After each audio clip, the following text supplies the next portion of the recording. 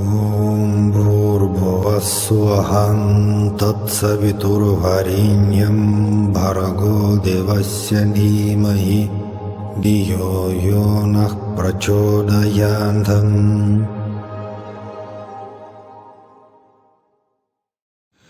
Sairam, we continue our memories, stories about Sathya Sai Baba, our beloved Swami, and all the stories I'm just taking from my own book.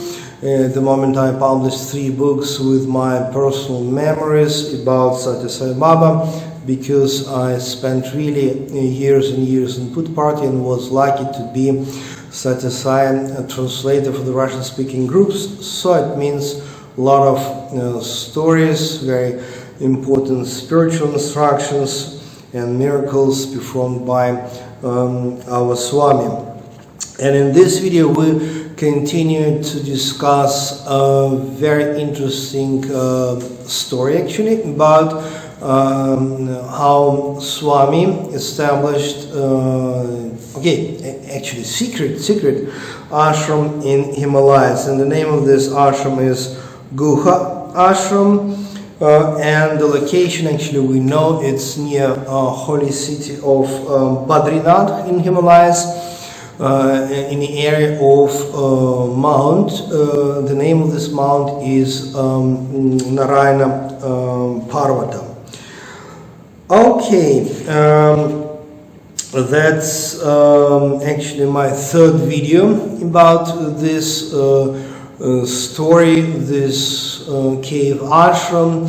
So, and our basic source about this cave ashram, mysterious secret cave ashram established by Sathya Sai, the main source is book written by a great Sai devotee whose name was Swami Maheshwarananda, and he wrote his wonderful, brilliant, great book, inspirational book, which is Sathya Sai Baba and Narayana Guha Ashram.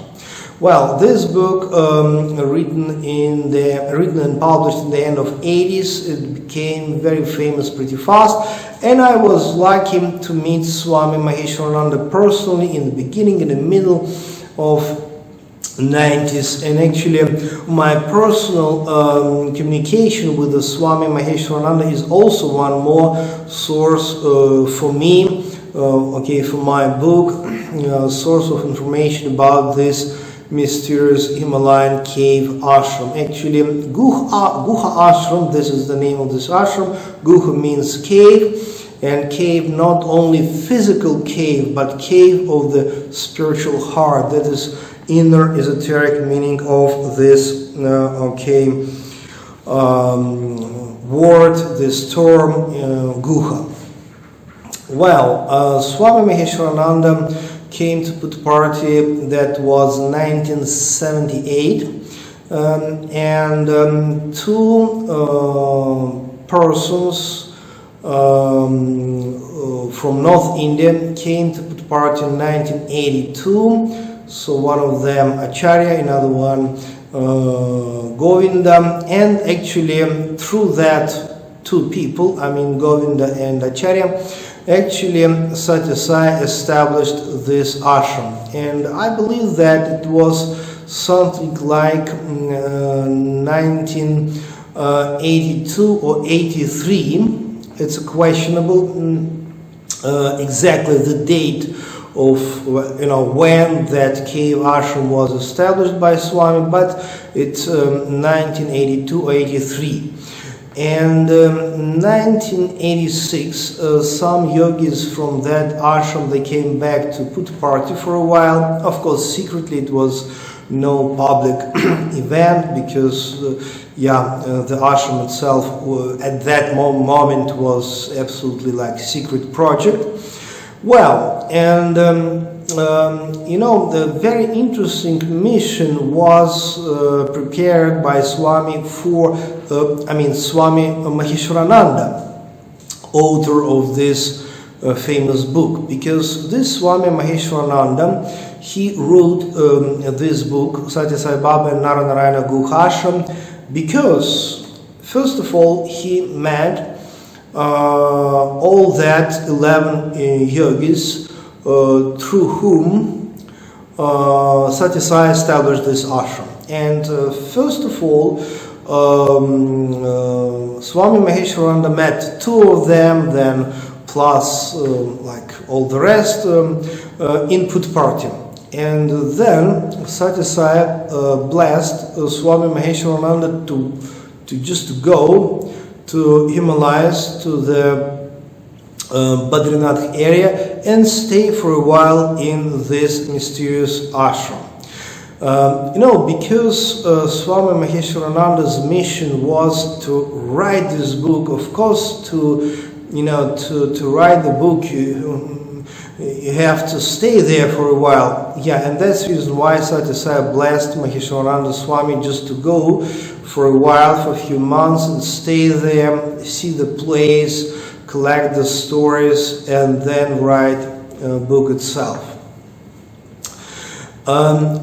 It's a very interesting philosophical question as well, why and for what Sathya Sai established this ashram. And of course, my answer is very simple. I don't know. This is the divine plan. I can't know why and for what Sathya Sai established this ashram. But anyway, that was some special necessity for the existence of this ashram. And of course, we have to remember that Badrinath is a very special place, a very special location, the most holy place in Himalayas. So it means that was certain meaning to that. Yeah. And Badrinath was only the place to which Sathya Sai himself went to pilgrimage number of times. That's amazing story by itself. Can you imagine the divine incarnation of our time, Sri Sathya Sai? He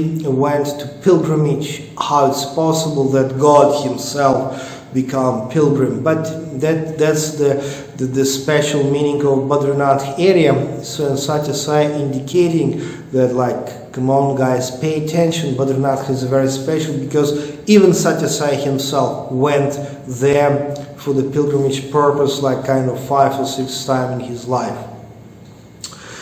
Okay, what we know about this ashram, like outside of the book, let us say that first of all, we know that location of this ashram is just very near to the Badrinath, and it's Narayana Parvatam, and it's actually cave ashram, which is quite a pretty big cave, with many entrances, with many corridors, it's a big cave, it's not a small one, because in the very beginning, so we know that 11 Sai devotees just came there for the beginning of this ashram. But later on, in 90s, that what I have as the sure information from Swami Maheshwarananda himself. So sometimes it was 20, 25, and sometimes even more practitioners, yoga practitioners were staying there. And some of them permanently, some of them could come with the Swami's blessing, with the Sathya Sai blessings, just for a few months or few years to receive certain spiritual training or education, we can say. And actually, in the middle of 90s, Sathya Sai announced in Puttaparthi officially that no more Guha Ashram in Himalayas, so he closed it. When I came to know about this official statement of the ashram, it was a kind of shock for me. How possible such a wonderful project no more? And I went directly to the Swami Maheshwarananda room, I remember, and of course he explained me the situation behind this official statement of the Puttaparthi ashram. Actually, Swami Maheshwarananda, he published his great book, which is Sathya Sai Baba Narayana Guha Ashram, in the end of 80s, and it became very famous just kind of immediately. And what was the result? Many devotees, okay, read this book, and of course mostly people just read book and say, okay, how wonderful, that's all. But some of the devotees decided to go to Himalayas and find this cave ashram, and that was the problem, because you can go to this ashram only if you have Sathya Sai's blessing. If you don't have permission, no point to go. It means you don't need it, or maybe you're not ready for that. But people, just without understanding of the traditional approach to the situation, I mean, traditionally, if you wish to go there, you have to receive blessing, actually. So just many small groups, I know personally, many small groups, Indians, Americans, Germans, Russians, they just, sometimes alone, sometimes 2-3 people join together and just go to Himalayas. That's what happened in the beginning of 90s, in the middle of 90s as well. And I can understand the situation because, inspiration was so great after reading that book that it really was difficult not to try to go. But that was anyway problem, because to go to Himalayas just with the goal to find some mysterious ashram, it's also dangerous. You can go straight into the mountains, you can just die, and it's a dangerous trip. And also it's not proper to disturb all that practitioners who are really just receiving training, yogic training, meditation training there. You don't need to disturb them. If you are not invited, then it's not good to go there. So that's the reason why Sathya Sai told in the middle of the 90s that, okay, come on, this project is over. Like Guha Ashram closed, end of the story. But Swami Maheshwarananda, he smiled and he explained to me that, come on, don't worry, actually the ashram is still open even now. But just that was official announcement just to protect the ashram from so-called visitors. And it really works. All that, it really works, because I know that quite many people stopped this attempt to go there. Well, in the second half of 90s, I met 2 yogis from Guha Ashram, and for me, the story of Guha Ashram is very real one, because first of all, I made friendship with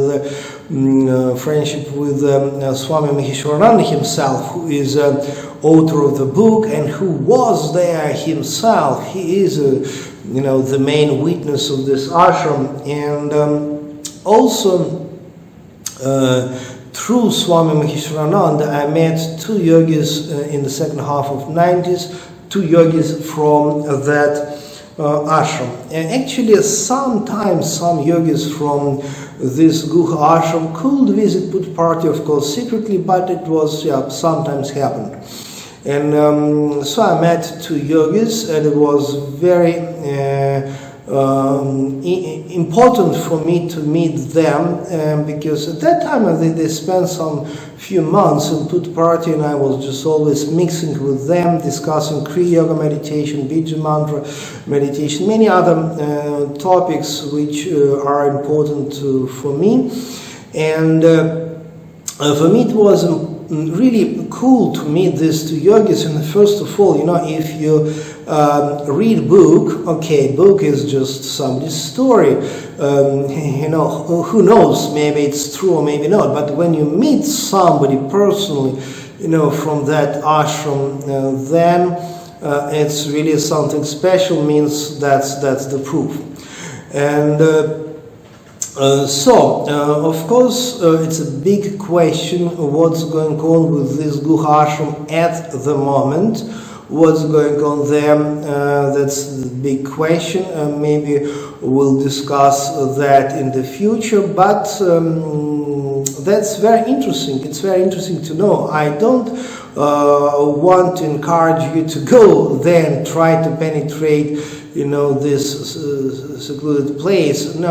I don't want to advise you to go. I advise you to go to Badrinath, but better not to try to find this cave ashram. I mean to say, if Swami's blessing will be with you, then of course you will go and see the place yourself. But in the end of this video, I wish to say a few obvious things that, okay, the main goal, the main question for the spirituality is self-inquiry.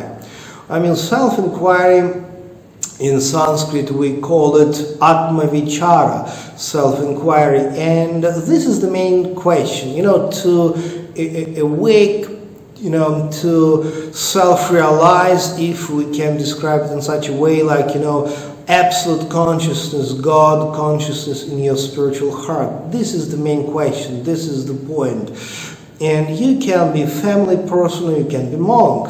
Okay, Hindu, Buddhist, or Christian monk. You can be male or female. You can be rich or poor. You can stay in a big city like New York, Moscow, Beijing, New Delhi, London, whatever. You can stay in a small village. You can stay in Puttaparthi. You can stay in Himalayas. It doesn't matter, because important is self-inquiry.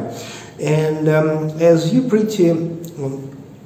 know pretty well, that Sathya Sai never told that everyone must become hermit or monk or go to the Himalayan cave. Nothing like that. And Sathya Sai's message was about devotion to God and self-inquiry. That's in a couple of words. What is the message? Be devotee and practice self-inquiry. And then third one, of course, serve to the community. And for that you don't need actually to go to Himalayas. You can stay where you stay. You can just support your family and community, and that's spirituality all about. But at the same time, it's really a very interesting fact, all that stories about this Himalayan ashram. So, Sairam, God bless all of us. See you next time.